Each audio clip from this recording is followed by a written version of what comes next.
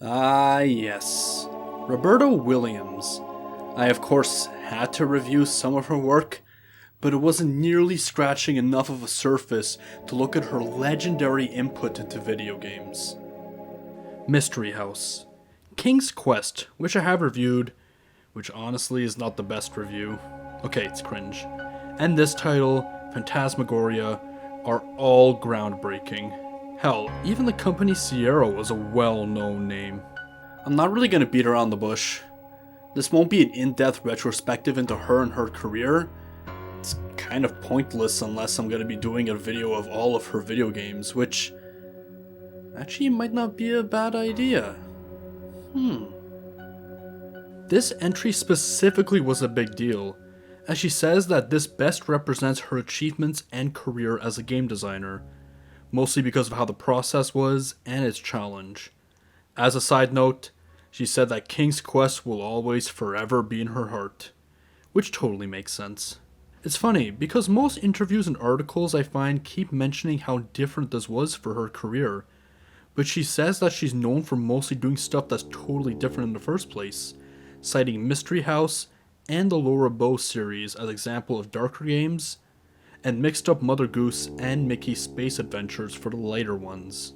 It was mostly just saying yes to a question, but she wanted to aim for a different audience with Phantasmagoria.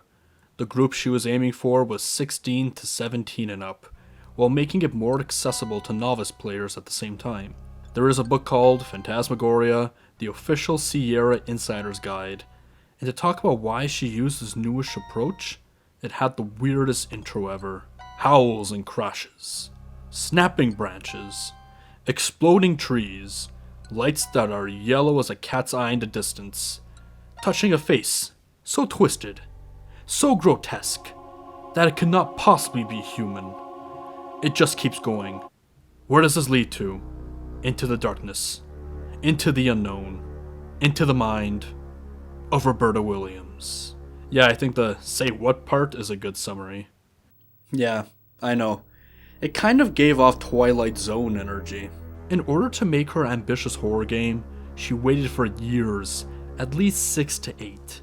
She said she wasn't proud of her previous horror entries, as they lacked the scares thanks to the pixelated characters, tinny music, and slow seek times. Honestly, say that to like every indie video game developer now. It's gonna be the spiciest of video game takes now.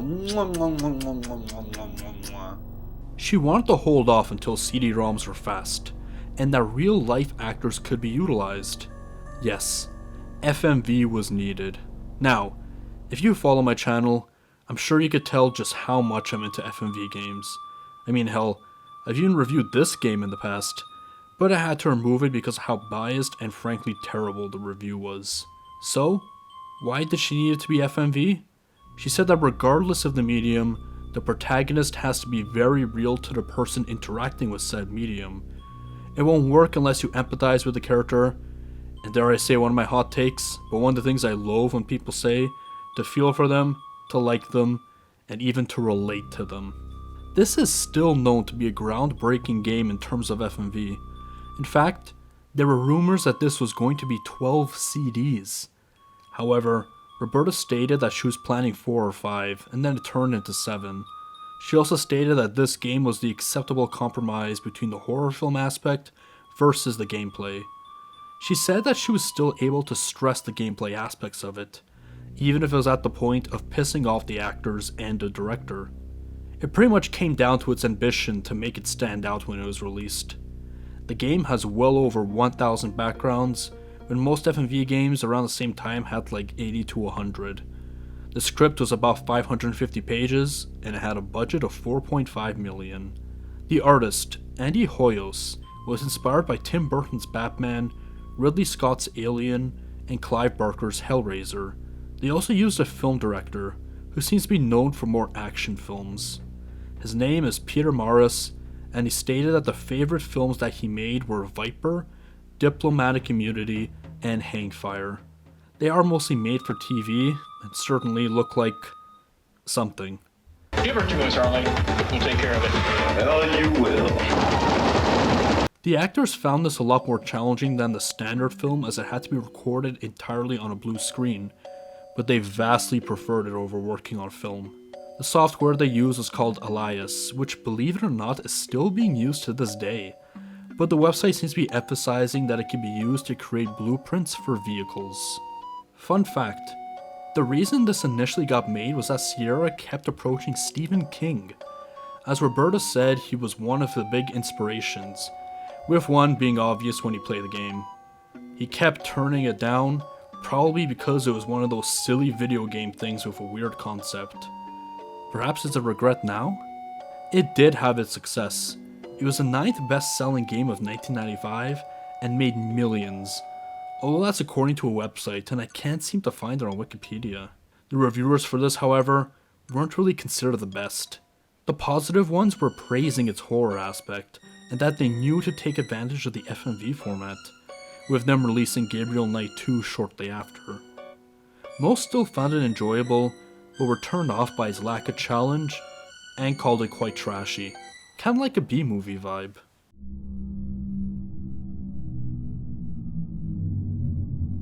Oh, sorry. Can't seem to stop getting these flashbacks or nightmares. Hope nothing's gonna happen to me mentally. Well, we'll just continue this review for now. Who's that pointing and clicking his way to internet fame? You might be a little too cool for your mainstream kind of games, but if you like retro consoles and obscure PC stuff, then you might just be hip enough for this pretentious hipster. It opens with Dawn, making some photography with a pretty gorgeous background. It then cuts to a fairly surreal montage as it enters the house.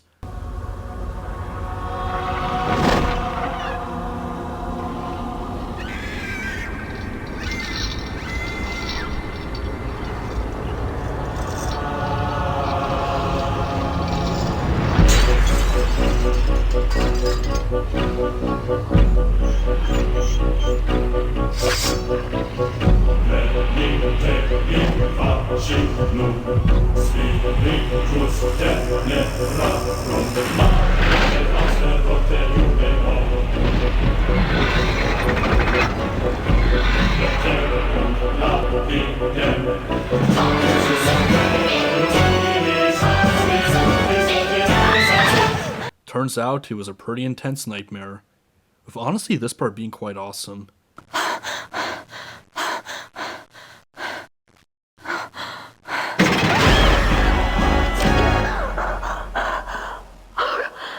The best thing to do after a nightmare? Get it on. Turns out they recently moved into this gigantic house. Early on they already began to say how strange this house is. We have to admit this place is kind of strange. Yeah, it's different. You know, I bet the guy that built this place must have been really bizarre. Yep, this was obviously a great purchase then. Oh, the box that came in out of nowhere, and look what's in it. It's kind of an emotional scene, honestly, even though it's the most obvious foreshadowing. You remember this? Yeah, I gave you this for Halloween. You rat? You know it was Christmas Eve. It was the night you proposed to me. Are you sure I proposed to you? Yes. Of course I remember. Of course I do. You're forgiven. I better get to work. I got a lot to do. I'm gonna keep this little fella with me, though, so I'll always remember that fateful night. Well, don't work too hard. See you later. This will kind of be a personal connection, but I frankly had a terrible childhood, and well, these two toys right here, they got me through so much of it. It's just kind of imagine that I was in a world full of these animals and I had these to help me transport myself through them. It kind of got me through a lot. It cuts to the gameplay after that, but the UI stood out. It's definitely one that works as I utilized something similar in Gabriel Knight 2 as well. It's a way to not make the FMV parts that demanding because of its lower resolution, and it's a way to keep the inventory visible.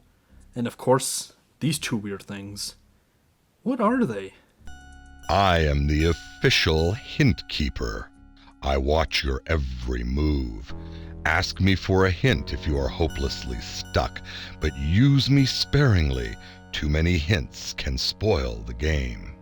With this being the opening chapter, it's obvious how it starts out. You gotta familiarize yourself with the surroundings and get lost into the in-game world. The minimal use of the music made it a cool atmosphere, even just in the kitchen. Going through the animations in a slower pacing made it feel more realistic, even though I could see it test people's patience. But to be fair, you can't skip them. Hearing all those sound effects of opening the doors and scouring through stuff helped emphasize just how empty and isolated this house is. It was quite effective. There are your share of items to pick up, and of course with it being a point and click, you want to search every nook and cranny to find all of them. When anything of importance happens, the music kicks in, making an interesting contrast. I mean, look at how this room is. The living room, I guess?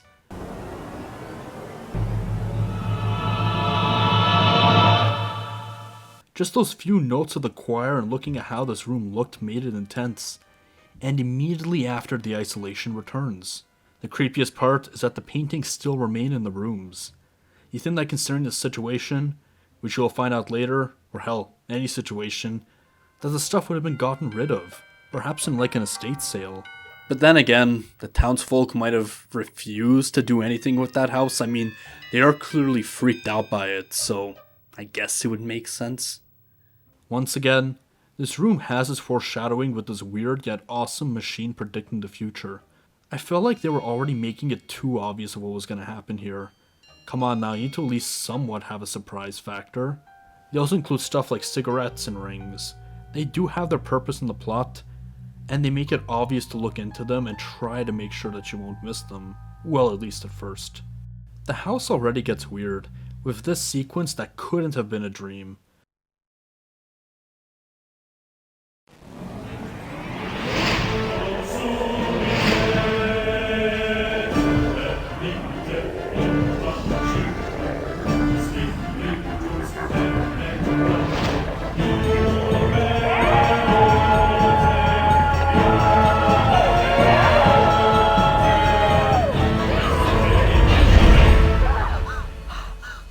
Wouldn't this already be a huge red flag?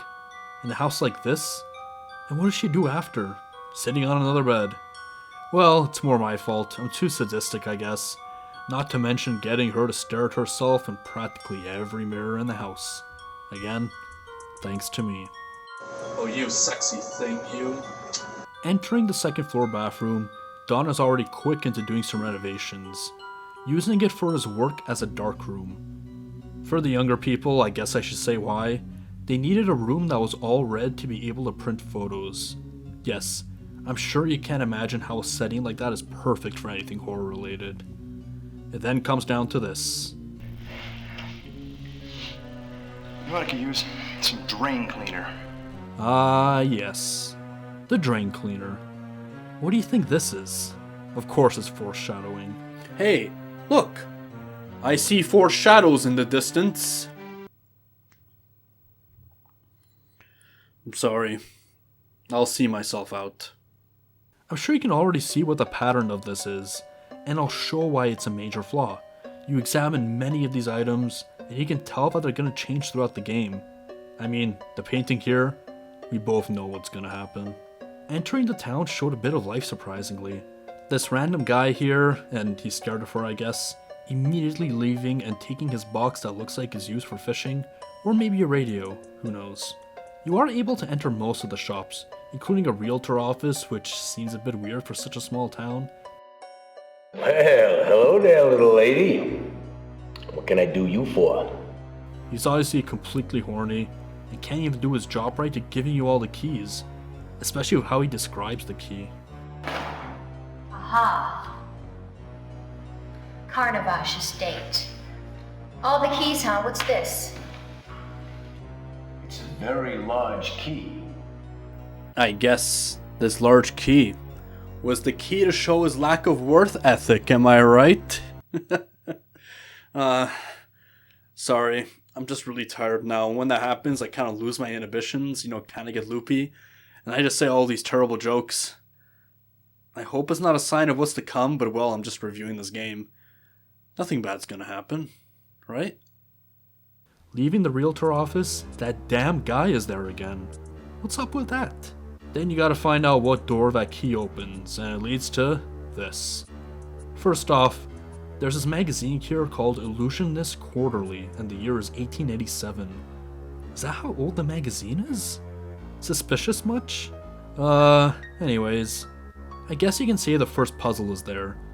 This is where this eye comes in on the right. It's used to analyze the items, and for example, you can find out that this is a letter opener. It's interesting as a first puzzle because it gives a very obvious hint on what to do with this. However, I'd honestly say that the metallic fire poker would be more effective for this. I guess my means of doing stuff are just too brutal. It was cool to see how she was able to get rid of some of the bricks, but this is when one of the flaws starts kicking in. Some of these cutscenes, even for me, last way too long. Like I said, I don't mind the slower pacing, but as I go through this, I'll show some of the ones that go on for ages. This didn't even make sense either. You can't destroy the bricks like that, you're just getting rid of the mortar. Why are some of the bricks partially removed? Oh god, why is this taking so long? Why do I have to examine everything? Why am I making this review so long? Because I have to show how much I'm examining things. I'm just, being so nitpicky now. This is so unlike me. Now, if you see a room like this in a house that's already giving you nightmares, would you even walk here? Would you do these things? Hell no, I'd run. I mean, look at what happens here.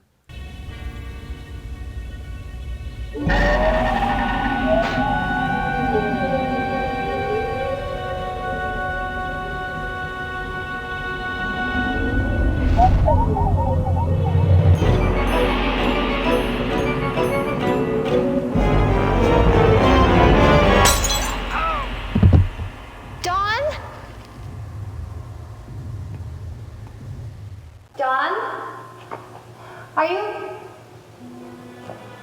Oh my God. Don, what happened? Adrian, ouch, my head. Are you okay, honey? It's just a little cut. What happened? Are you sure? Let me look at that. You've got quite a goose egg. Yeah, that obviously went well. I mean, hell, the next day is already off.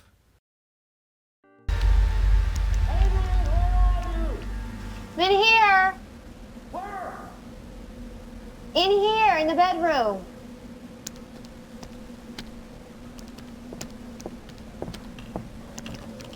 What are you doing?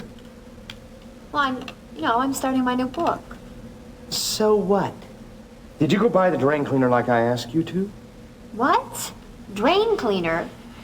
Don't be coy with me. I asked you several times to go buy me drain cleaner. Now, did you do it? I know you said the sink was clogged in your darkroom, but you never asked me to go get you any drain cleaner. I would have remembered something like that. You know, this is just like you. I bust my ass for you all the time. And you don't do anything but sit on your butt like you're doing right now. What? What is wrong with you? I don't understand. Fine. The next time you want something, don't come crawling to me. Fine. I'll go to the store and get your goddamn drain cleaner. Yes. The drain cleaner. Yep. Kind of expected this. Almost like opening that thing was a bad idea. You know that flaw I mentioned before of having to examine everything? It's already starting here. Now, like all point-and-click adventure games, this needs an engaging in-game world.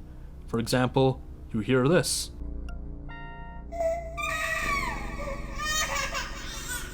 A baby crying.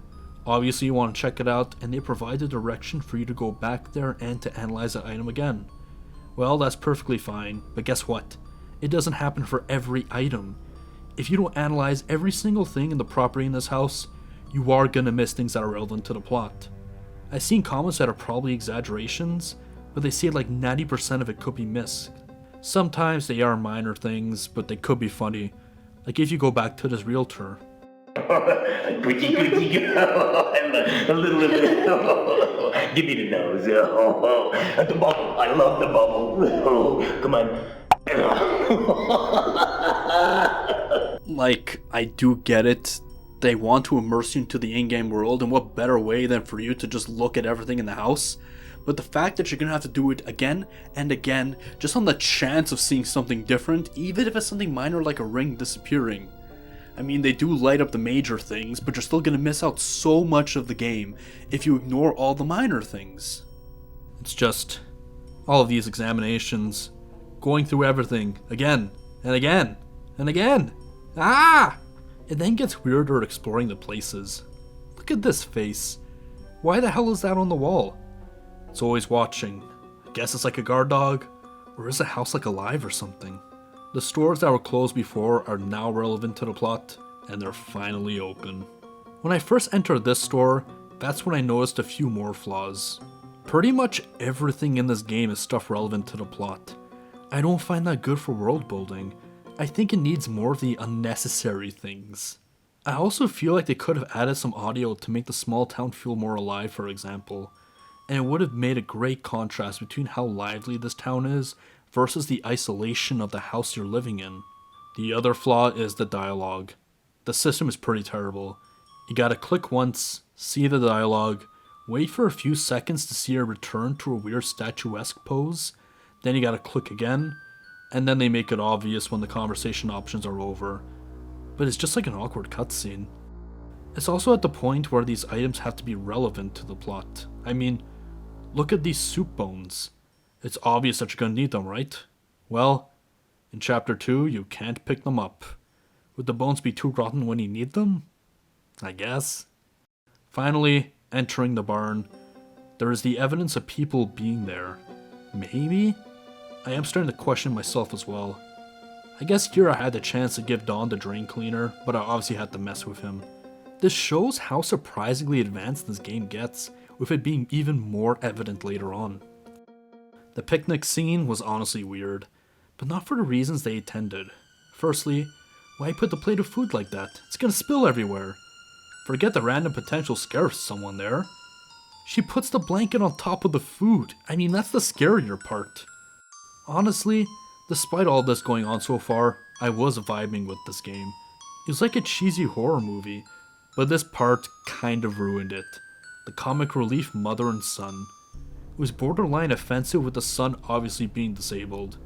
They barely added to the plot too, and I felt like it could have been utilized in other tropes. Basically, there'll be multiple scenes of the mother Harriet being a spiritual medium, but I felt like it should have just used a fortune teller that she initially wouldn't believe until it gets serious. They pretty much only added the simple puzzle. Look, even Adrian is tired of them already. It was at the point where I was really starting to get sick of checking everything again and again. Come on now. Some of the things have to change sometime. Look at me. I've just been staring at this TV for a good 20 minutes or so. All of the static. But who knows? With the house being haunted like this, something has to happen.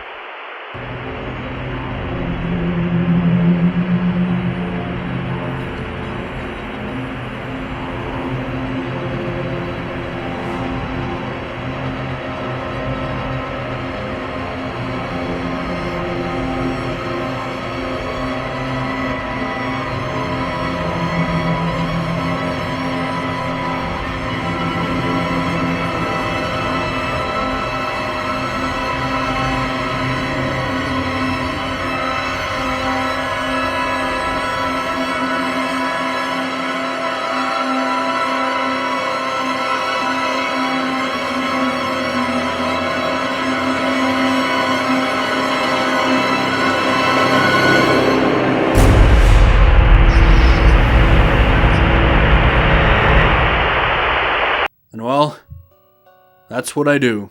Examine this, examine that, examine this, examine that, examine all this. All the examining! This does show that you're able to access different rooms as it goes on. Oddly enough, this is one of the less creepy places in the house. This was the part that bothered me the most, actually. Do you know how much this wine must be worth? Screw writing that book, Adrian. Start buying bulk wine bottles and sell that wine. Unfortunately, my lack of, well, sticking it with something showed how I need to be more committed. I used a hammer to extract the nail from the barn, and did the puzzle to remove the key. See here? I thought I was screwed, and it actually showed a cool cutscene of her realizing she screwed up.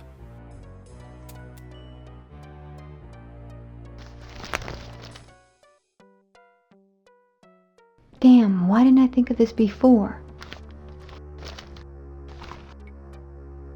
I was wondering if this was a Sierra-style game over, or if there was another way to retrieve it, but I got too scared and just reloaded. Guess we'll never know. Upon reloading, I then entered the room, and I actually love this touch of her opening the book and fucking up while trying to do that. Yeah, it could have easily done another take, but it somehow made it seem more natural. This time, I can actually pick up the soup bone. Looking at the main menu, it's another instance of why it makes sense, but it also comes across as annoying. You can start the game at any chapter. Hell, you could just go straight to chapter 7 on a first playthrough. So with that, you gotta foolproof it by making sure you only take the items when needed. This is especially apparent when you only see 8 inventory slots on the UI, and it seems like there was no way to expand that. It's obvious that a red book is needed, and the expert trope of every horror film comes in, of course. At the very least, they do this one in an interesting way. This was a kid who was alive while the previous homeowner, Carno, was there. The start of chapter 4 leads to one of the more controversial scenes, and hell, maybe one of the most in video game history. No worries, I won't show it, but at first they kiss, and then he ends up raping her. If you don't want me to talk about it in detail, skip to this part of the video. It caused it to be banned in Australia, and several retail chains in the US refused to carry it, but looking it up I can only find one retailer. It was in an article from the Seattle Times about it back in 1995. A Comp USA spokesman said only, "Software comes out all the time. Some we buy, some we don't. This one we chose not to." When it came to the violence, she said that it's not like Doom or Mortal Kombat where you just shoot people, but in Phantasmagoria you're playing as a good guy and are trying to prevent evil from taking over. Honestly, I have to completely disagree with her on her analysis of Doom. I mean, you are the good guy, literally fighting hell itself. There is an Australian magazine that quotes the hypocrisy is absurd. An adult today can purchase and enjoy any form of restricted material that takes their fancy, except video games. No sensible argument exists for the imposition of this outrageous condition. Are Australian adults too naive and emotionally delicate to make their own decisions? This was her way of explaining the scene too. That scene is very essential to the plot. I knew it would be controversial and could have been taken out at any time.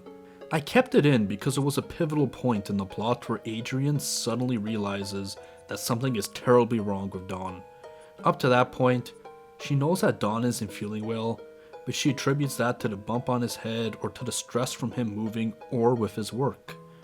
We know that he's possessed by some sort of demon, but she doesn't. This is the way I want to let Adrian know that something is very wrong with Dawn and that he's capable of hurting her. I wanted her to start being afraid of him and to abruptly kick her out of her comfortable world and into a world of horror. That scene does that. Without that scene, the rest of the story would make no sense. And yes, it was a sort of counterpoint to the lovemaking at the beginning of the game where Dawn is normal and we see that he loves her and is really a gentle person. It was weird to see, but I feel like she has the right to make that scene and to defend it.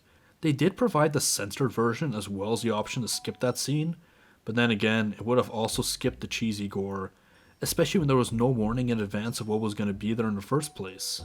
It was time to give Harriet some work. When she kept asking for anything else, I thought to give... Anything else? Her the newspaper. Oh, guess she wasn't interested. Anything else? She tells you... Anything else? The way to advance... Anything else? The plot after this. Oh wait, she was going to take the newspaper after all. Weirdly programmed. It's now my favorite part of the game. Let's go and examine again, and again, and again, and again, and again. Accessing the new area of the house, you realize that there's a greenhouse nearby, but you're unable to reach it. This is where Cyrus comes in. He tells you to follow him. Even after this long, I realized I'm still totally lost when trying to navigate my way around the house. Well, I mean outside the house. I guess that's all me though. I can see why Cyrus became impatient. Oh, there you are. I've been waiting for you. I'm sorry, Cyrus. I tried to hurry. Oh, that's okay. Speaking of impatient, these animations I mentioned before, this one went on for way too long. Don't know why, but Adrian kinda came across as mean here too. I'm strong. See? Wow. Boy, you are strong. Yeah, I know. Ma always tells me that I'm more muscles than brains. Yeah, well, your mother was right, Cyrus. Anyways, I'll show the entire scene. Look how long it takes for her to go across the gap.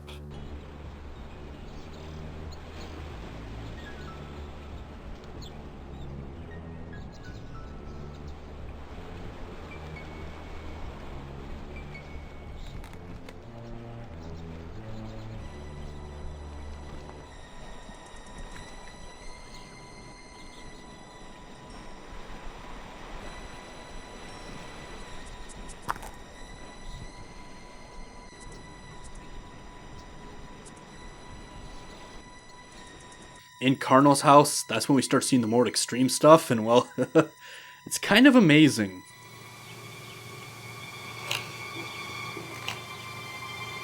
Why did you...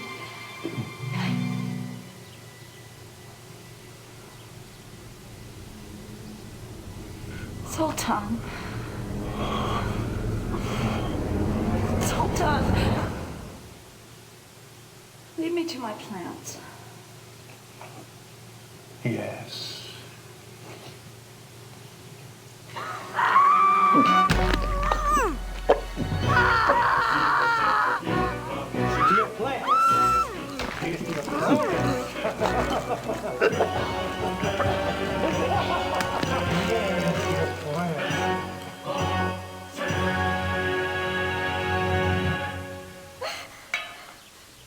Basically, Carno was also possessed by the demon that possessed Dawn, and he went all out on his wives, killing them in a method that the wives had to do with their interests. You'll see as I go on. Oh boy, another car. Ooh, the short-sleeve hard-working lad. Wonder what that would lead to. But that's for later. First, Harriet gives a tarot card reading. It is an 8-card spread, and I tried to find something similar to it on Google, but it seems like they're in a different format. At least they did something more in depth for it, I guess. Examine, examine, examine, examine. Looking at this room... Wait, am I missed? Am I gonna find a red page here? Am I even playing Phantasmagoria anymore? Oh, I think I'm starting to lose it.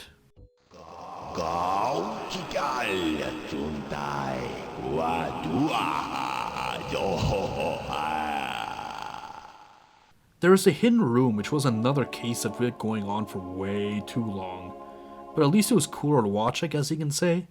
It gives said background about the wives Carno had, each having their own painting. And yeah, that would mean that the one in the bedroom was the 5th wife. Huh, that money and they all got murdered? That wasn't suspicious? It wasn't sus? Besides, that thing, it teases you, but I can't interact with it now. I gotta examine it later on again.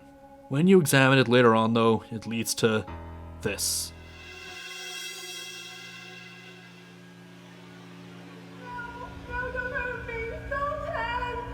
You never stop talking, do you?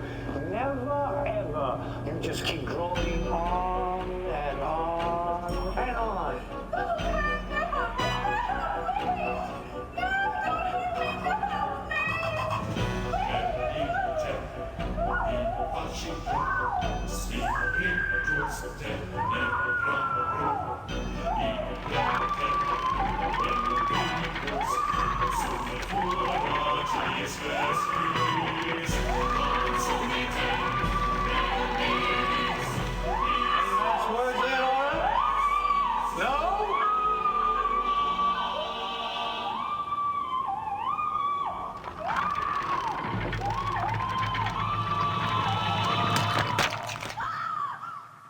You then find out about the other two, and both have to be seen to be believed.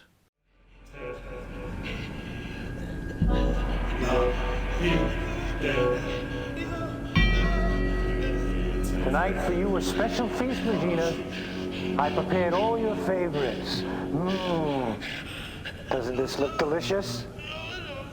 For starters, giblets in a rich red marinara sauce.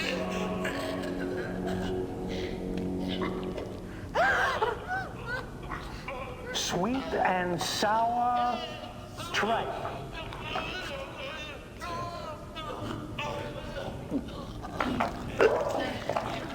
Still hungry?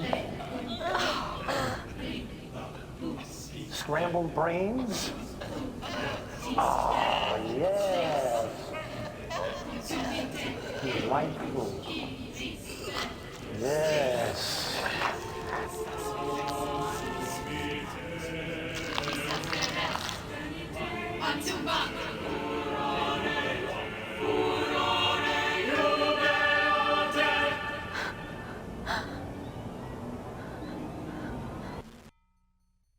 Well, well, look who's here.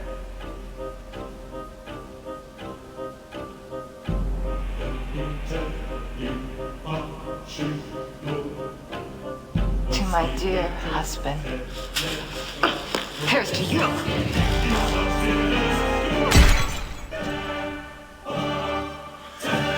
No, here's to you, Victoria. Eventually, Harriet and Cyrus do a sort of seance and actually do summon the spirit of Carno. Again, it shows her intention for the plot, but I think they should have just gone with the fortune teller thing as mentioned before. The comic relief thing is just cringe. This chapter became the most interesting for me as the plot really starts to jump forward, but it did kind of feel like too little too late, honestly. They then explain why the fifth wife does not, let's just say, have her portrait in the hidden torture room. She actually had an affair with one of the prop masters of his work. And there's the biggest horror trope ever, the hidden passageway in the walls. With that, you can enter the stage. Kind of weird that he has one in his house, but it could be like an ego sort of thing. I particularly love this shot where you can see the shot of the puppet in the foreground, hidden right at the top right corner. After doing this, Dawn passed out drunk. There's a reason why I mention this. You can examine the bottle beforehand, and what he actually drank was absinthe. Imagine doing that. You finally find out what happened to Carno. They messed around with the loose springs on the chair, and this is the result.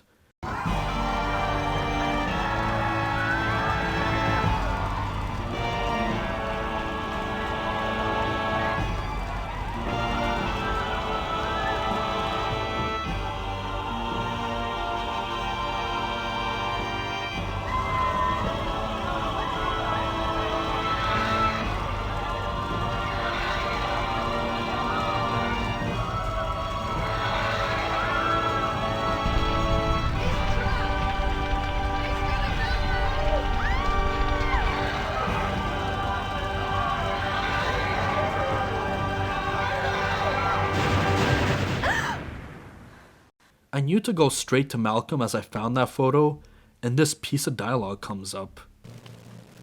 But wait, Carno's not in his tomb? Wait, crypt? What crypt? I'm completely lost, see? That shows how important it is to analyze everything, and even I missed that. How do you find it, by the way? There's a new direction to go through when you enter that mini church/altar. How would I have been able to find that? No idea. The good news with this is that they do sort of foolproof it in this cutscene, just in case you missed anything. Malcolm talks about the murders and they show some of them, Carno's ending, and what happened to him before, which was basically possession. So it wouldn't be completely confusing if you just went straight to the main stuff. The douchiest thing happened too, but it makes sense. Now, take the book and... Oh, of course he wouldn't tell us how to do the ritual. Harriet and Cyrus were also gone at that point. I didn't get to say goodbye? God, how much did I miss? Well, time to start this chapter over. At least this shows why that checkpoint system in the main menu is there, I guess. Anyways, what would Dawn be doing now that the phone is done? I love this part actually. Just listen to the goofy music.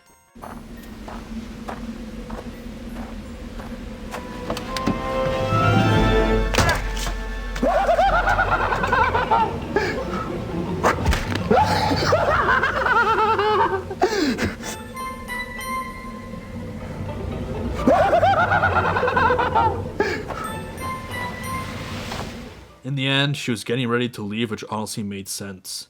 But I still had to examine. I found this piece of glass in the baby's room, and this part actually showed some cool foolproofing, but kinda made it confusing at the same time. As you can see, I was unable to pick it up. This is because of another thing I found. It turns out there was a needle inside. It turns out they want to make sure that you were able to get all the required items for the final puzzle. Apparently, you could trade that item early on for a crucifix, and then you use the glass. Or, you don't trade it in, and you find a crucifix inside the crypt instead. Quite unlike King's Quest, where you can so easily lose. A dwarf steals the required item? Yep, game over. Of course, at this point I would just try to get out, and it shows that she is unable to do so. It was then time to confront Dawn, and he completely lost it.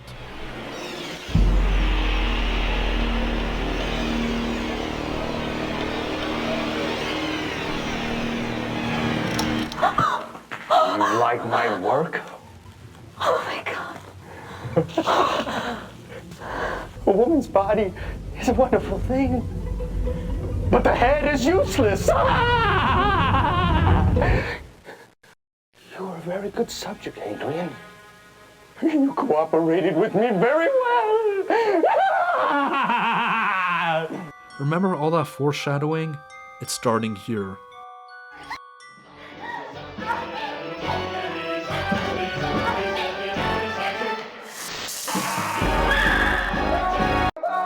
One of the coolest parts in this was actually dying from this.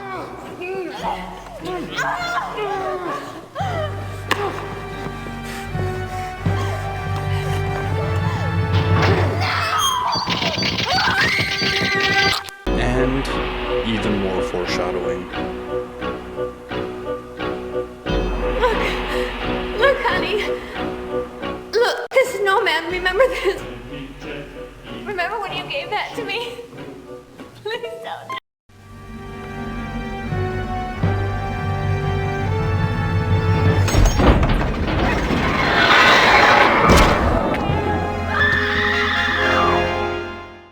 Gotta love that gore. Then, the demon gets summoned. And it's like those horror movies where a supernatural force kicks in, meant to scare you, and it just fails in the worst way possible. I guess I love my horrors to be more realistic and mysterious. Of course, I had to let that demon kill me at least once.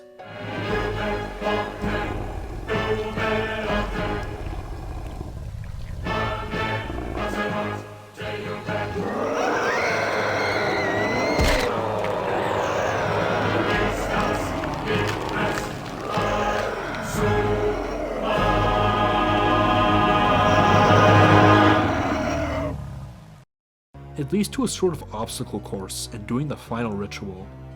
She then just slowly walks away from her house and that's it? Game over? You think they would have made it more climactic? Her going to a town or something, or at the very least driving away? Why wouldn't we want to examine that? All of this examining. I can't do it. The drain cleaner, the TV, the examining, the examining, the examining, the examining. Everything!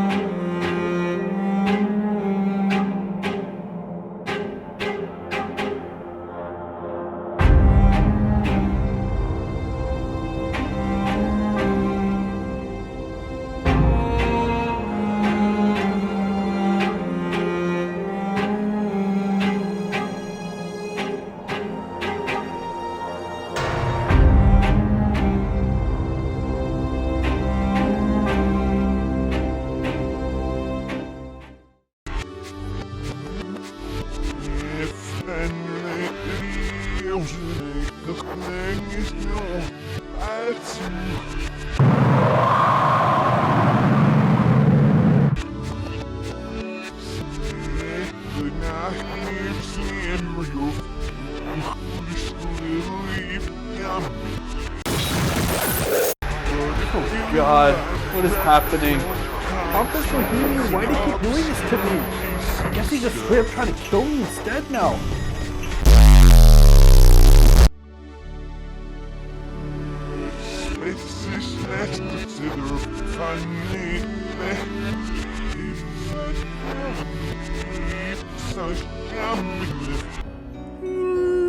Greetings. As you can see, the TV is off. That is because we are not going to do game reviews. A game review is a wonderful thing, but the reviewers are pretentious. Meow. Instead, let us talk about the latest controversy on YouTube. But first, a word from our sponsor. Yes, today's sponsor is Drain Cleaner. You can use them to clean any clogged drains by using dangerous chemicals. You can either buy it in the store or make your own. Now how wonderful is that? Enter Pompous for 10% off. The old chemicals that you buy, of course. But wait, what are these?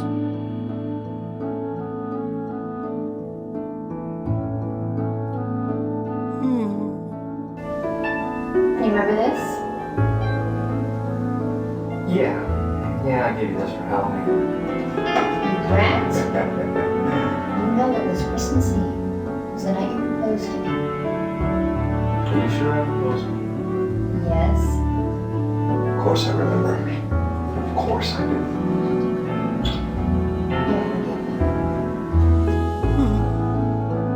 The meaning of these?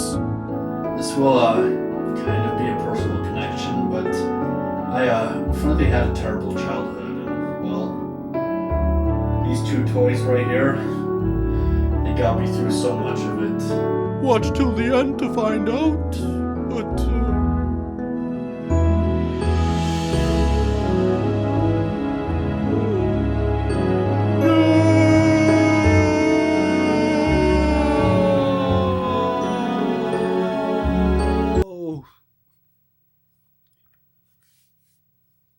what the hell happened?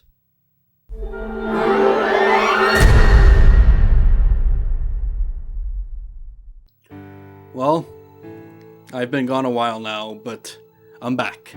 I'm all better. It's time to explore the next adventure, the sequel. I don't think anything bad's gonna happen this time. Noting the first game's success, they wanted to keep the series going, with it being like a Twilight Zone sort of thing where each entry has its own theme. The game designer, Lorelei Shannon, stated that she wanted to do something else anyways, as she can't do the 60s style horror that the first part was doing. She did work with Sierra in the past, being the writer for Dagger of Amon-Ra and King's Quest VII. She was more inspired by stuff like Jacob's Ladder, Prince of Darkness, and Exorcist III. The game design perspective also changed drastically, as now they have filmed the vast majority of it on location. I'll go over more of it as I go on, but I did find a cool website for both parts that gives tons of info. One of the sections even said, fanfiction. Oh boy, shame that the link is probably dead as it just leads to the feedback page instead. It seemed like this one wasn't as successful as the first part. In fact, it wasn't successful enough to warrant a third part, which they wanted Roberta Williams to return to making. Doing research on how this was received was interesting. It was heavily censored in multiple places, and even banned in Singapore. A website shows the differences, but it usually came down to just toning down the sex and violence. Mostly the former, which I find hilarious as I will go on. One link was down. There is a way around it, but in a more modern version of the website, look who's there. Jeff Keighley. GameSlice states as well, as the first part of the series, the lack of interactivity and says that this pushes the envelope too much with sex and violence. GameStop was particularly harsh, giving it a 3.7 out of 10, and mostly noted the lack of coherent puzzles and its pop psychology. The other reviews I can find are more favorable, but hardly. The highest ones are by foreign magazines, but Coming Soon magazine is in English, saying that with its more serious story and the few fixes upon the first part, that it is a much better game. First off, I go to the main menu and click the link. Wait, the website is still up? Good Old Games actually took the time to use the Wayback Machine for it. The forum is there too, with most of them talking about the nudity. Enough of that though, time to start the game. This is much more psychological than the first part, right from the get-go. As someone who was in the psych ward and had psychotic episodes, I was quite curious to see how this would be handled. This did not beat around the bush. It went straight into Curtis being in the psych ward, with some weird cameos. Harriet is here, for example, and the person there by the door is the lead designer. Of course, my psych ward visit was decades after, but it was nothing like this. But 90s horror. It says enough with the opening credits.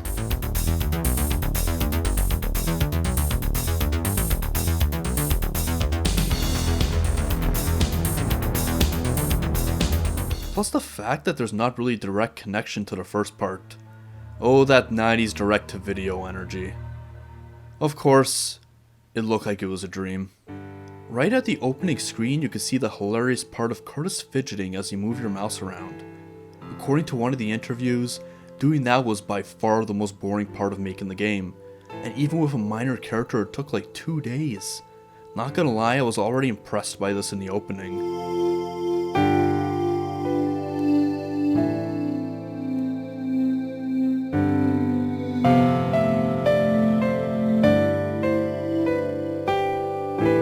The music is top-notch, the minor key being used to show that there's something wrong with him, or at least his mood, but it's oddly comforting, which I assume is because he's home. You can tell, this is doing the exact same thing as in the first part. You have to examine everything again and again and again, but you know what? I'm not gonna have a meltdown this time, don't worry. In fact, as you can see in this one, it's a lot faster pace.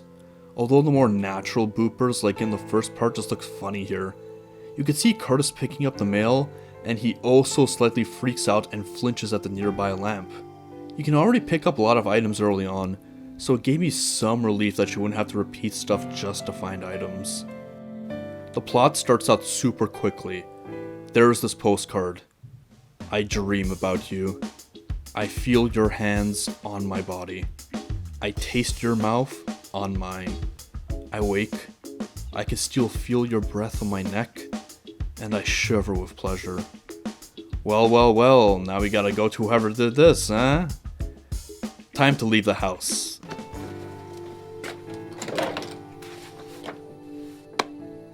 Oh man, there's no wallet.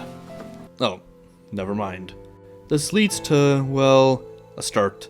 That's for sure. It's obvious where the wallet is. You think, just move the couch, right? Also, he's blaming his rat for it? Oh, there's my wallet. Blob? Well, if Blob got it in there, he can get it out. You stole my wallet. Admit it. And how to coax out Blob with a granola bar. Oh, you can't take the rat with you to work? That's just rude. Turns out he's a copywriter at a pharmaceutical company called Wintech. It already gets sketchy enough with the back area being blocked out there. How tiny is the office for the vast majority of employees? Unless they truly aren't the vast majority. Walking up behind a coworker, again, going straight to the point. It's obvious that they gotta be in the secret for this, but they aren't really doing the best job. These are cubicles, not offices. It gets even more obvious later on. Hi, sweetie. This part of the game is very rough. It's the other thing that can make adventure games quite annoying, giving every single item to every single character to analyze, no matter how irrelevant it is. It's tough to explain because using it in something like a LucasArts game is fine, but for the most part it fell flat here. Maybe because it was 1 or 2 lines in a LucasArts game, a passing comment as opposed to an entire cutscene. It's obvious that she gave that sexy postcard with Marlene Dietrich, right? Time to start off showing that to her. Hey. Thanks for the postcard.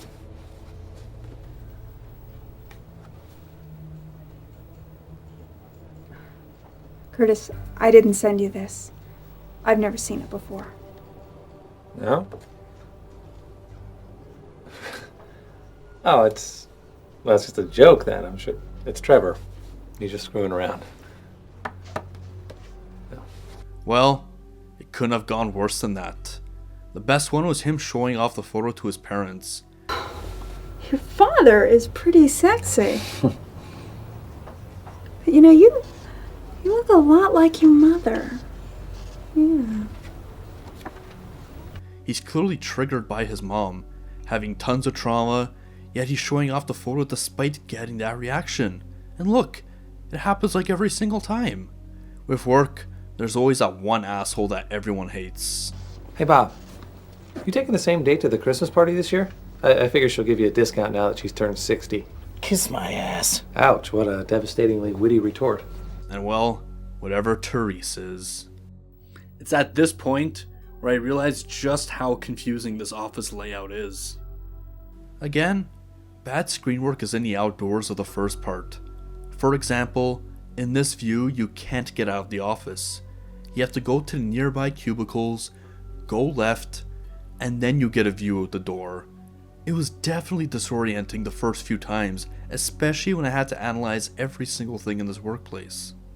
One cubicle was still empty at this point, so maybe I thought it was time to go to work. Then, he comes in. Trevor, Curtis's best friend. It's a surprisingly great treatment because although he is gay, and it's the 90s, he doesn't really give off that stereotypical energy. It gets even more mind-blowing as it goes on. And well, that means showing off more of the photos. Hey Trev. Look what I found. Forgot I had this. Oh. Those your folks? Mm-hmm. Nice looking couple. No, you look a lot like your ma. Your eyes.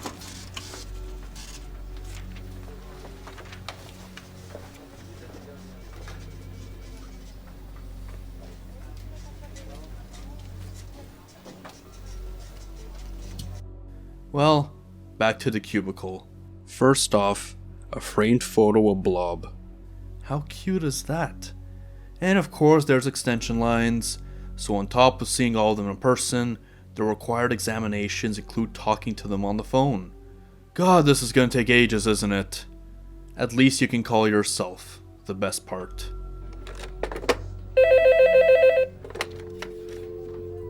Hello, Curtis Craig.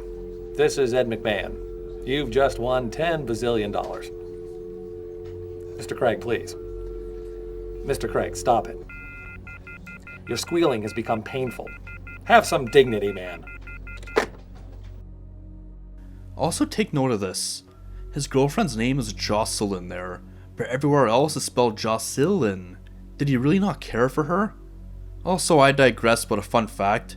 The actress is described as the thinking man's sex symbol. And I should mention that she even looks better now in my opinion than in this game. She's a YouTuber now as well, mostly doing makeup and has over 300,000 subs. Going to the boss's office? Well, he's not sketchy at all. The big twist happens when it gets back to the PC. It's hard to tell what's real or not, because some comment on the mark he has on his lip from the punch. Is he telling the truth? Or is his psychosis getting so strong that he thinks other people are saying those things? Finally, I was able to access the PC, and it was honestly quite immersive in the boring world of copywriting, and well, more than that. Accessing your job, the Venom document, you can really see just how sketchy this company is. The amount of side effects is out of this world. It obviously means something is going to happen with this. There's also this hidden sort of door in a networking room. Well, a throwback to the first part. Unfortunately, you're gonna have to wait for an item to show up later on. Fortunately, the hallucinations get more aggressive as it goes on. Quite quickly, I might add. It's the flashbacks of his mom and what she's done, and him being forced to face that personal demon with a straitjacket of all things. Well, it's unfortunate for him, but fortunate for the rest of us. They definitely want to fix the pacing and editing issues that the first game suffered from. Still, the flaw keeps going where you basically gotta go to different locations just to advance the game. Finding all the in-game triggers by going to the restaurant again, going to the networking room again, and hoping that a cutscene happens. At the very least, the music in the office is very atmospheric, and is done in a way that it doesn't feel like it's looping.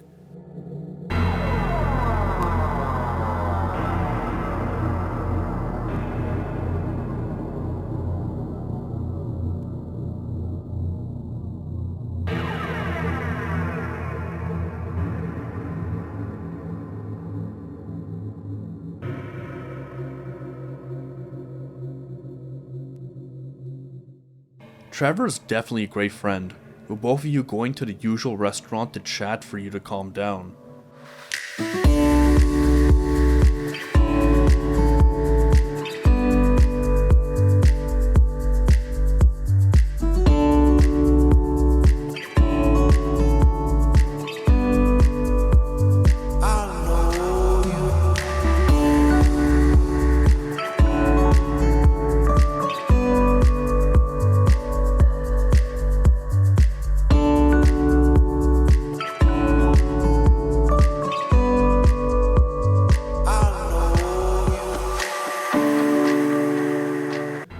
I wish I had a job where I had the time to do that.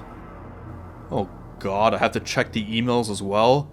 It was kind of interesting at least, since you could do various styles of responses. Do they affect the plot? Not at all. But you have different ways to respond to them, and then they respond back depending on what it was. The best is doing a funny response to Trevor because you say a joke yourself. And of course, the sketchy stuff is still going— What? Is this an email to myself? And oh god, this user interface thing just popped up. Is the game starting to glitch out? Oh, wait. It crashed. Never mind. Now, I think this is on Steam? I don't know, I haven't tried it if it's on there, so I don't know how it is, but the good old games version is kind of broken. Fortunately, there is an easy fix to it. Download the Win64 version of the newer Scum VM engine, extract it, and move the files to the same directory that has those files in the game. Now, why won't good old games just spend 5 minutes doing the update of installing a new version of Scum VM and just have it stop from crashing? Who knows. Going back to the computer, I thought I saw something in the corner of my eye. Is the text changing? I seriously had no clue until I just stared at it. It really is trying to gaslight you at first, making you question if the text is indeed glitching out or not. Whew, I hope this game isn't trying to make me turn insane again. Well, Bob gave you the document, but he must have tried to sabotage it by using the DocuStore file retrieval system thingy. It's basically another puzzle with a hint of what he called you in a cutscene before. Hey Bob, listen, if you're done with the Venom files, you mind if I borrow them for an hour or so? Forget it, rat boy. A simple but kind of cool one. Curtis, of course, had to threaten him. Bob, I found my document. That was pretty juvenile of you. What are you talking about, Greg? It's not my fault you can't find your files. Yeah, well, whatever. Just don't let it happen again or you'll regret it. Ooh, is that a threat? You're scaring me.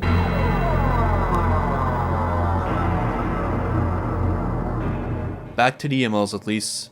The strange stuff continues. Your dead dad taunting you, and even Hell wanting you to be a serial killer, having to give body parts as a sort of application. Well, at least it's a more realistic approach than in Harvester. You must first fill out an application to be considered for initiation into the mysteries. Honestly, I was just stuck at this point. Going back home, going to every coworker in the office, I did get the odd cutscene here and there, so I felt like I was getting some progress, and then when I got to the networking room, there was like these wires oozing a sort of liquid. I don't want to know what that is. But then, The cutscene stopped. I got desperate. I was calling everyone again to the point where I just got dial tones. Hell, I even clicked on the work button option on the screen like 10 times and nothing happened. I could have sworn I have done everything, and I was starting to lose my mind once again. Now, what do you think I missed doing? What was the final piece of the puzzle to get me to advance through this chapter? I never showed my pass card to Trevor to talk about the restricted areas. See what I mean when you gotta show every single item, and I mean every single one. I felt so stupid when that happened, mad at both myself and the game. There, now I can get out. Finally, having your date with Jocelyn, and this is a common theme going throughout the game, the servers are hilarious. They include many touches like this. Perhaps it's the Sierra Easter egg style stuff, or them wanting to be more self-aware. Either way, it worked. During the date there was a calling card in the walls for ages, and that he just remembered it. I would have called that ridiculous, but then I looked at my wallet and saw the same case, of an old boss actually. Her going back to your apartment was honestly amazing. There is this awkward tension before the sex, and it feels weird until they start kissing. This actually summed it up perfectly. Of course, it's a vanilla sort of sex, nothing too bad if it was a movie, but I'm assuming this was way too controversial for games. To make up for it, it had this very awesome body horror scene shortly after.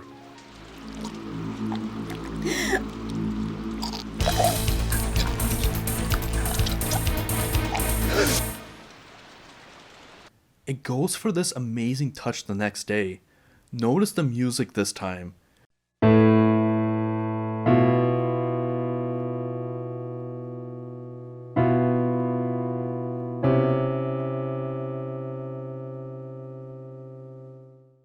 It's no longer sad yet comforting, but is instead replaced with all of this dissonance. It emphasizes that he's uncomfortable with the way things are going. And with it being a horror game, things are only gonna get worse from there. Obviously, calling the therapist was the right thing to do. Knowing how backed up they can be, her having an opening on the same day seemed a bit weird, even if it was a cancellation. But it was the era when they were considered trinks, so I guess it makes more sense.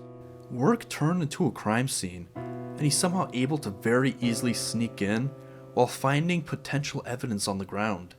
And damn, what a murder scene.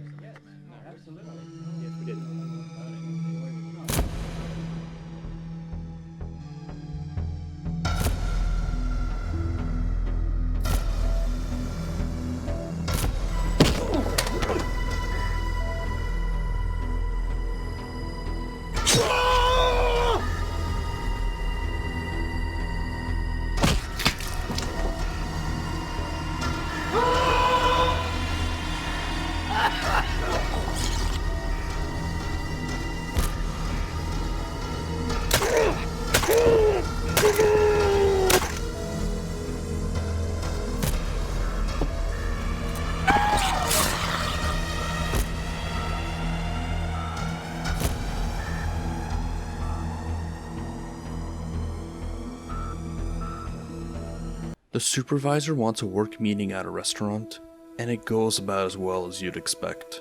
With Trevor just leaving, Jocelyn having a strange reaction to it, but understandable, and Therese going like this. Curtis, let's cut to the chase. I've told you how I feel about you, and you've put up your nice guy protest, but we're through dancing. Meet me at the Borderline tonight. Borderline? What, the club? Mm-hmm. Never been there. Here's the address. I'll be there at 7. Don't disappoint me. Of course, the supervisor's all confused in the end. Where'd everybody go?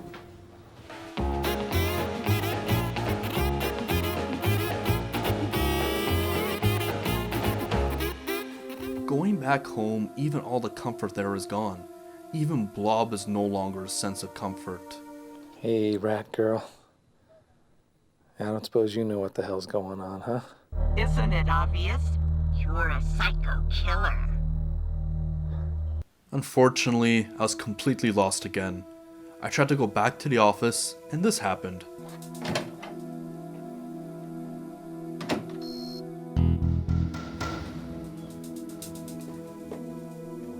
What do you think you're doing here? I just came to pick up some work to take home. Are you out of your mind? You can't take anything from a crime scene. Get out of here! So I figured, oh, I can't go here right now, it's closed off. I tried every other location, and again, either nothing is there, or he just full on says this. Now what am I thinking? It's not time for my appointment. I'll miss my appointment with Dr. Harburg. I better wait on that. So, where do you go? Back to the office. For some reason you won't be kicked out this time. How are you supposed to figure that out? In the office you find a key and this awkward cutscene comes in. Well, just what would you be doing in my office when I'm not here, Curtis? I was just, Let's say we cut the crap. You've been poking around in places you don't belong. Don't make the same mistakes your father made, boy. I would hate to have to lose you. Sorry, Mr. Warner. It's obvious where to go, and it starts getting weird. You don't see all that is inside of it, but there are all these things personally connected to him. The dress his mom made him wear, and the Threshold Project folder. The rest is one of those go to the next chapter sort of tease. The therapy scene makes everything a bit too obvious, but let's face it, a lot of our personal demons are like that. That GameStop review called it pop psychology, for instance, which felt pretty silly to me. This is quite a long sequence, because there are tons of items to show her. It does show a lot of his background, with quite a huge twist. His bisexuality. I'm kind of attracted to Trevor.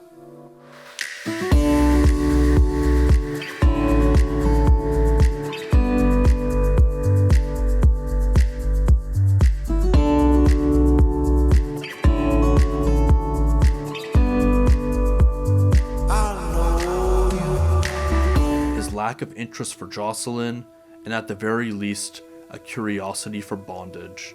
Although I do believe it does suffer from information overload. The most inaccurate part was her saying that she wants to meet him tomorrow. I guess people really didn't want to go to therapy back then. The Borderline Club had, well, whatever this was.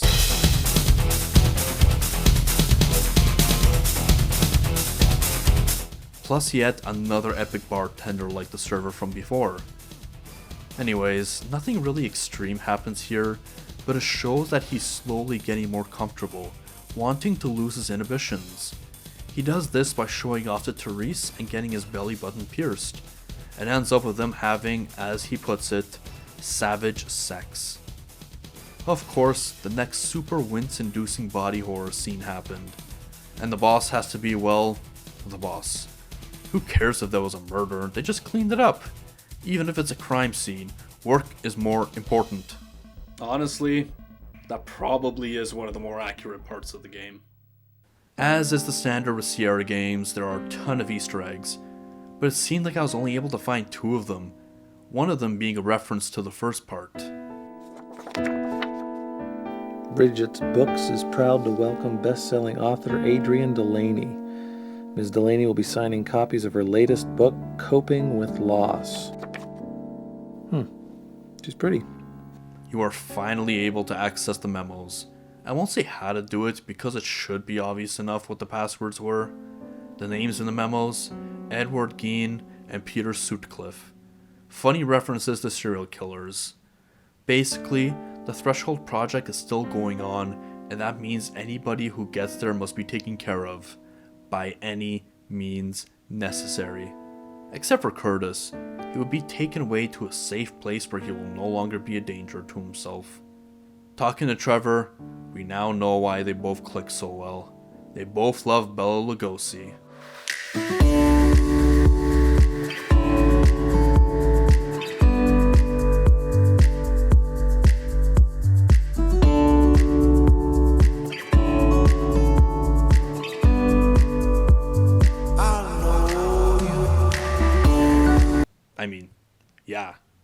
Unfortunately, or fortunately, he's unable to work because of all the hallucinations.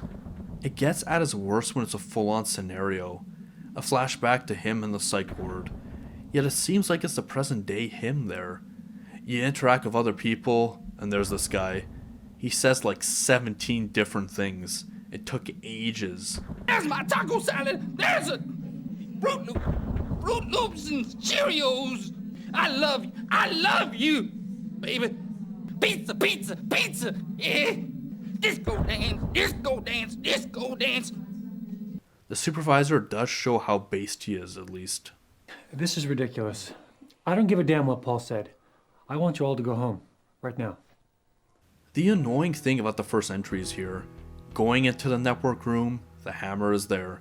What is it with this series and hammers appearing out of nowhere? I guess they really do believe in hammer time. Finally, being able to open the bottom part of the toolbox, it shows quite a big deal. A letter from his dad, and it seems like there was a corporate conspiracy. Later on during the day, he tries to find Therese in the BDSM club, but all to no avail. The biggest red flag happens. She actually broke into his house, with her needing to do that because she needs to set up. And then one of the more interesting sex scenes for video game standards comes up. I'm not so sure about this, Therese. Well, we'll just have to zip up that sweet mouth of yours. If you can't be a good boy. Unfortunately, the supervisor was then killed in the office. The detective is already suspicious as hell. And well, me doing this didn't help. Trevor was broken up about this, and they have a supporting conversation about it. The reason why I'm highlighting this? Look at this.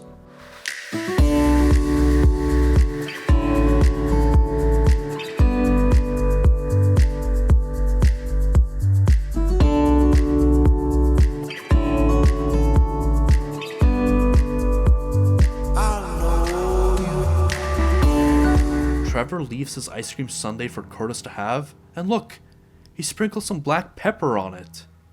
He's legit seeing the psychiatrist every day now, which is sketchy, but makes sense for another reason as she's convinced he is having a heavy psychotic episode. Jocelyn comes in, and it leads to a hilarious part.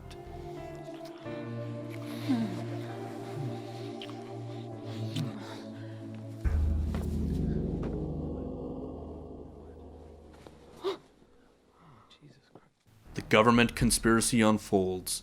The letter of the Threshold Project, saying that it's coming up despite the military ditching it ages ago.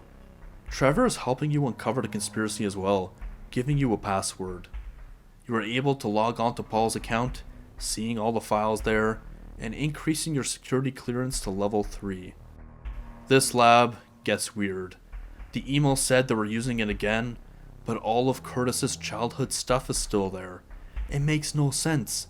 In a few decades they would have to clean it up. Of course, unless it's all a hallucination. The backstory starts here. Looks like he got taken through the portal as a child and got all fucked up. It's made more apparent when he finds his PC and uses one of the passwords. He's talking to someone, or something, and it asks for chemical compounds. Anyways, it's back to her Borderline Club. Therese wants to take you somewhere special. She tells you to follow her, and for some reason the bouncer stops you, even though you're right behind her. You solve that, and what? It's a puzzle to get in? Imagine all that work just for sex. Whew. Oh man.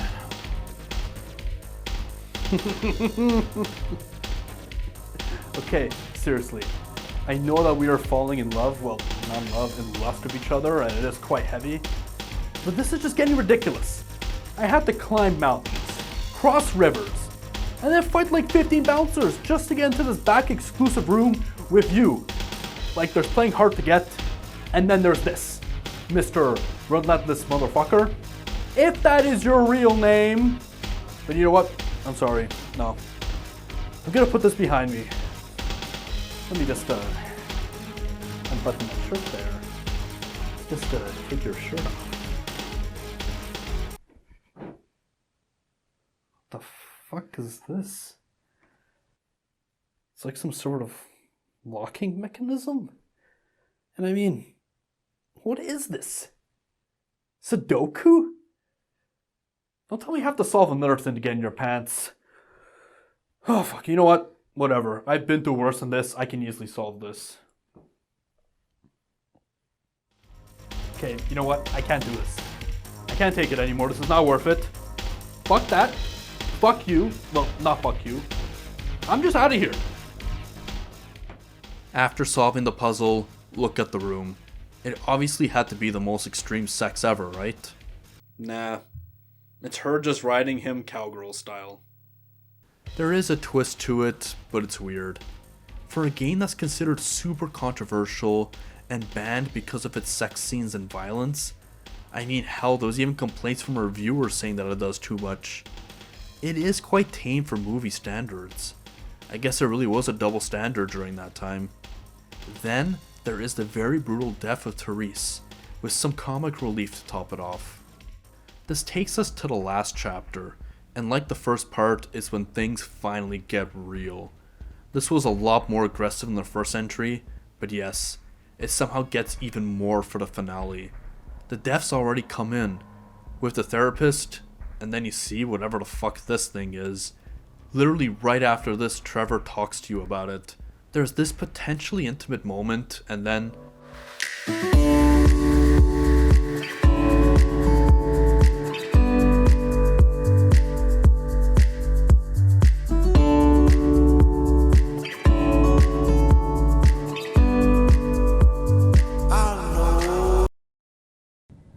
You know I love you. The heartbreaking moment.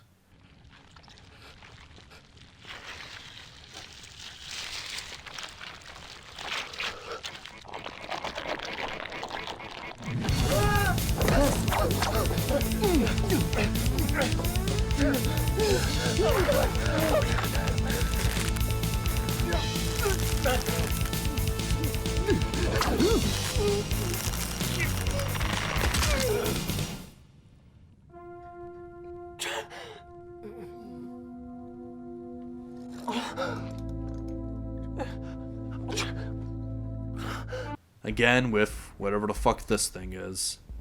The email showed everything, and it's actually hilarious. The aliens want chemical compounds and humans in exchange for giving them antidepressants with two side effects: gradual loss of excess body fat and as addictive as nicotine. They can be the biggest company in the world with that. Talk about a conspiracy.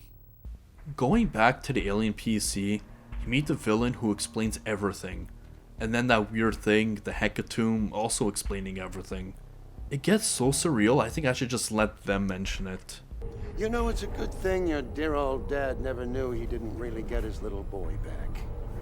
He'd have lost his nerve much sooner. What are you talking about? Don't you remember? I threw poor little Curtis in there, but he never came out. You did. You're a replica. You're some kind of imitation human. Those things on the other side put together out of slime and dead rats. And a little bit of Curtis's brain tissue. Do allow me to introduce myself. Curtis Craig, at your service. Oh my god. No, that can't be. You are a slow glob of protoplasm. What you see now is an electrical projection. A manifestation of my hatred for you. Curtis then runs into Dimension X, the home of the real Curtis Craig. This part, frankly, rules. At least for the most part. But the unfortunate part is that they wanted this to be a lot longer. But because of constraints they were unable to do so. They even said you were going to be able to swim at one point. That would have made an awesome conclusion. There's this weird slime and these awesome looking aliens that I regret not spending more time just staring at their animations. And that music.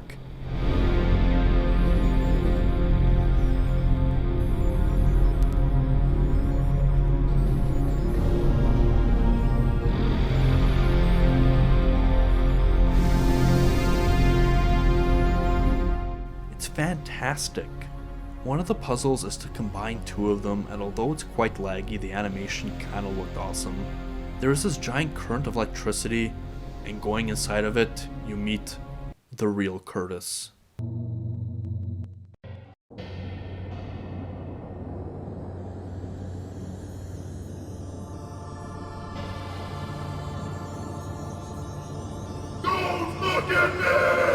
This leads to a sort of puzzle compilation, having to deal with the traumas he has, resulting in deaths if you screw up. Honestly, the autosave feature here is incredibly generous, so spend the time seeing those death scenes. With that, there is one final thing. The last puzzle, and well, here it is.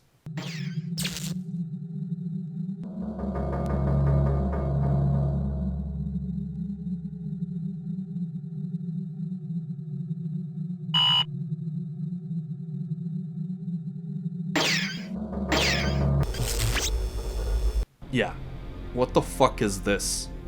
Trust me, you need a walkthrough for this. The first part with the wires is obvious, but the rest? Talk about a mess. It causes you to return back to Earth, and for some reason Jocelyn had access to the secret lab? This gives you two ending choices. Either stay with her, or go back to the dimension where you belong. If you choose to stay with her, you see him not really being interested in his life anymore, and his hand turns into a freakish alien sort of thing. If you choose to go back to the dimension, he spends one final day with her, and then goes back. And well, I vastly prefer this part over the first part. I can kinda see why the critics weren't that big on it, cause well, it does give off 90s direct-to-video energy, and there's so much of it back then that people did get sick of it.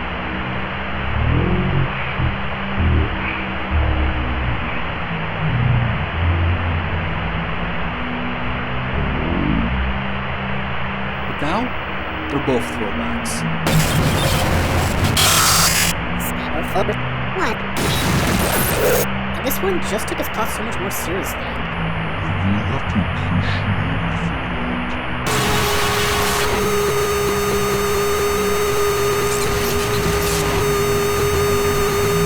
I would recommend playing this game. Well, thank God nothing went wrong this time.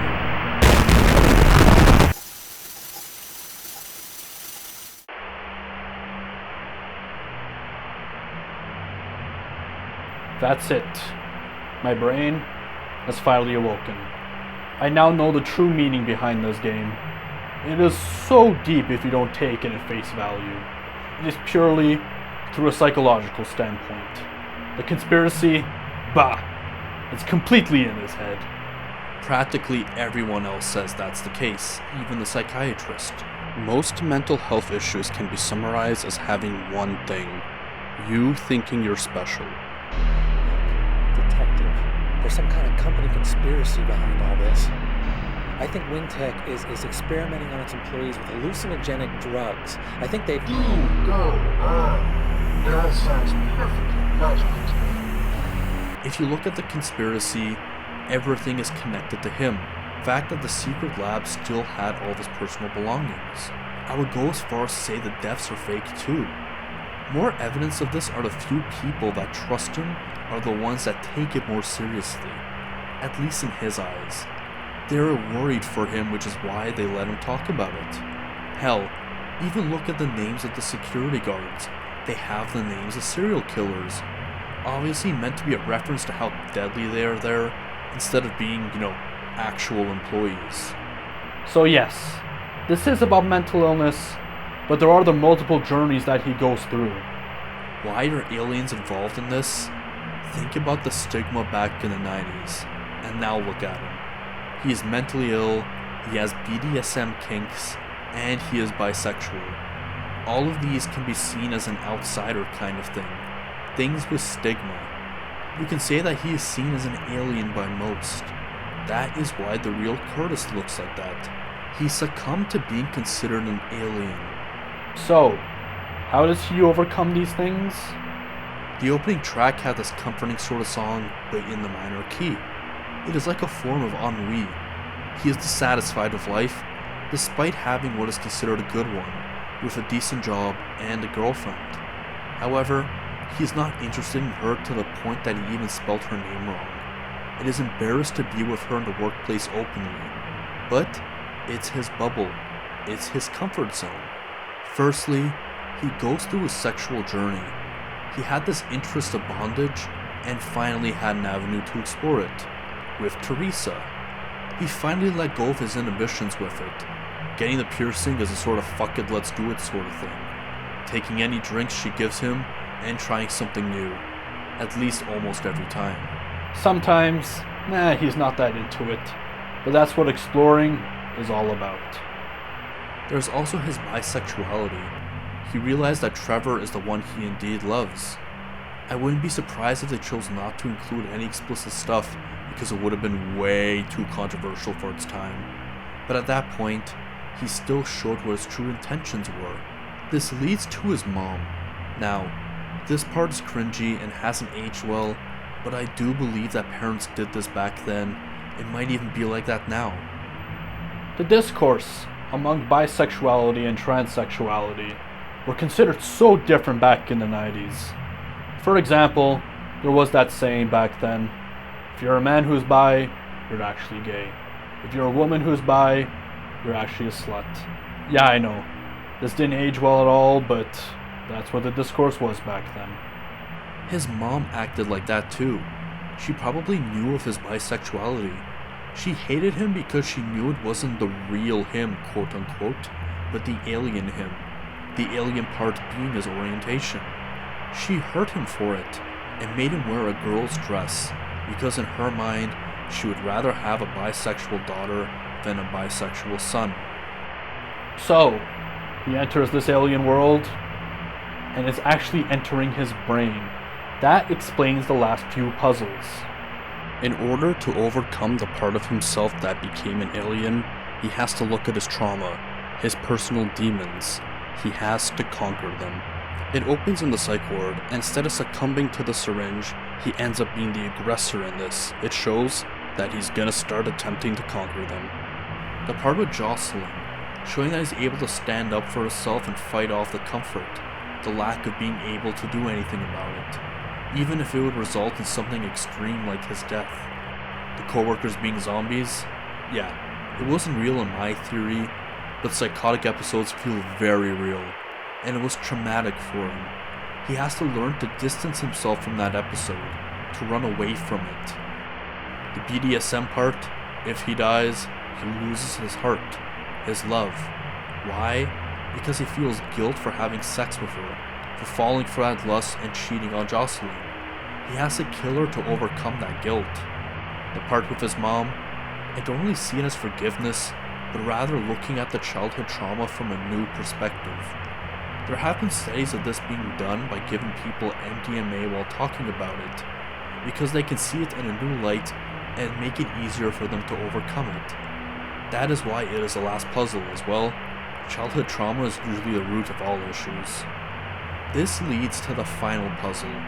It is a weird design, but it deals with wires, and this part here that kind of looks like a brain. He is rewiring his brain, so to speak, finally fixing his issues. Why was this such a hard puzzle? Because face it, doing that is incredibly difficult.